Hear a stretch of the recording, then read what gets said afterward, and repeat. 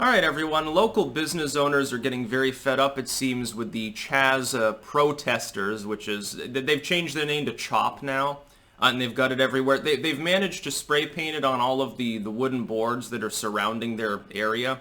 And the reason why they changed the name is they were afraid that they would get labeled an insurrection, and that the feds would come and, put them all in prison for 20, 30 years. They were very concerned, so they changed the name to just the Capitol Hill Occupy protest. So they're occupiers now. So they've downgraded themselves from communist revolutionaries to socialist protesters, essentially. They tried to sanitize their image, and now they're gaslighting people and pretending that it was never an armed insurrection, even though for the first week or so that's what they were declaring it to be. Anyway, these are peaceful riots.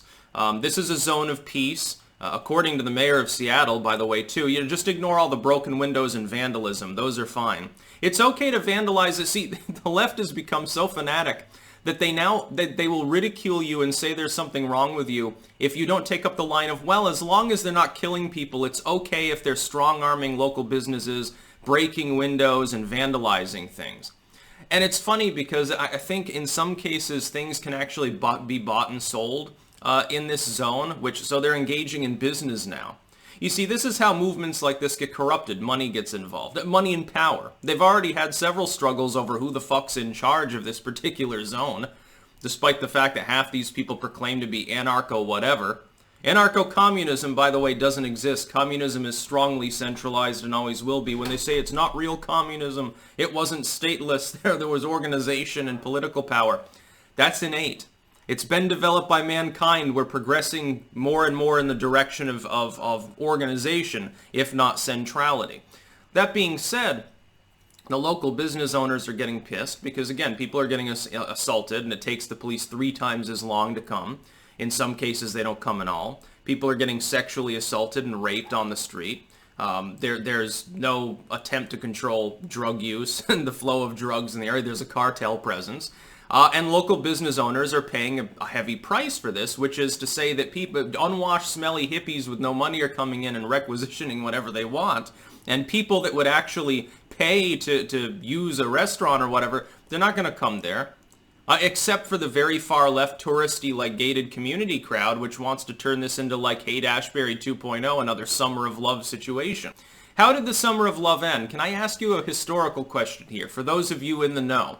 It ended because hard drugs seeped in and people did drop out of society, became completely unwashed and penniless, and couldn't maintain anything. That became a problem. These business owners should look into hiring mercenaries to deal with this situation. If the police are incapable or unwilling of defending local business owners, they have the right to hire their own private security to defend their property. That's what I would say they should do. They should bring in outside forces. All this bikers for Trump, we're going to roll in there with the Hells Angels and the Mongols are going to team up and clear out CHAZ. That obviously won't and didn't happen. But there are groups that for a certain fee are willing to deal with these situations. What are these idiots going to do? Shoot some mercenaries? I don't think that would go over very well for them. You don't have to go in with threat of force even. You just have to have a show of force. I'm not suggesting cracking skulls. I'm just suggesting you have a bunch of brawny dudes, heavily armed, walk around for a while and make everybody goddamn nervous. And wave some Gadsden flags. You'll notice, these people almost never will get violent unless it's like one person, like that dude in New Mexico who I think had his charges dropped because it was clear-cut self-defense. You won't hear about that one in the legacy media except when protests erupt because of it. It almost never happens that a person who's visibly armed and has like the body armor and the Gadsden tattoo gets attacked by these people. No, they always attack grandma or some 5-foot-tall college girl or something because they're cowards. That's what these self-proclaimed anarchists and communists are. They're LARPers. They're fucking cowards. The business owners could probably beat the shit out of these people already. Why haven't concerned residents in Seattle who believe in actually having a properly run city, why aren't you protesting your mayor right now? I see almost nothing about that. I see lots of people protesting this abstract police brutality that never even happened in this particular city, which has devolved into a cry for literal political revolution, an armed insurrection of sorts that's already probably highly illegal, and regardless of how they rebrand themselves and gaslight the public. You've got a situation where it doesn't seem like there's any particular attempt by people who give a shit to actually restore order. Why don't they hire private security?